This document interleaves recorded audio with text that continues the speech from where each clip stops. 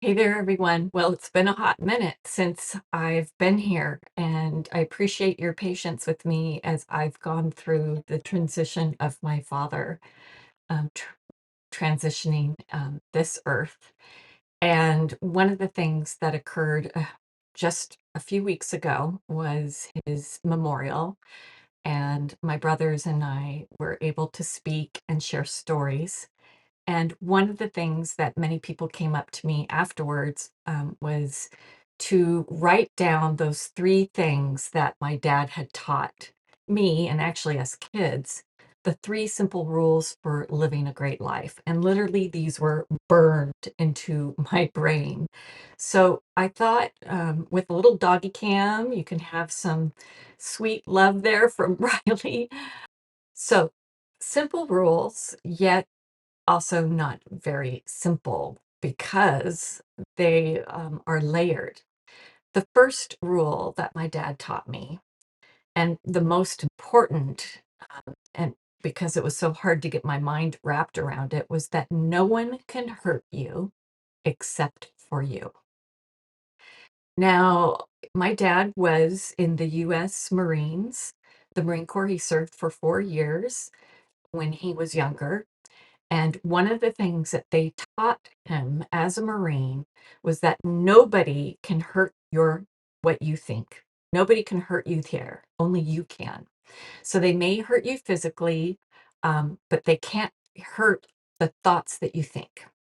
And it's up to you to have control over that. And he was sharing this lesson with me when I was a young girl, and he was afraid of my own personal safety and wanted to make sure that I knew that my thoughts were in my control and nobody else's. And it's the same, it goes back to Viktor Frankl, who was in the concentration camps, and how he wrote about that whole idea that they were happy, even though the circumstances were so sad. Um, and that the mind really was the strong thing. It also goes to me, I've had to learn this lesson over and over, and I think maybe we all have, right? Where we get caught up in our thoughts and we forget about the present moment. And the work that was done by Byron Katie, that work really helps here. And you may find another inspiration or another teacher that has helped you in seeing your thoughts for what they are, and that the stories that you create are just that, your stories. So, one of the most important lessons he taught to me at a very young age, and that has stuck with me, been burned in my brain ever since, and one that I continually strive for because I've not perfected this. So, the second rule is get familiar with the things that you fear.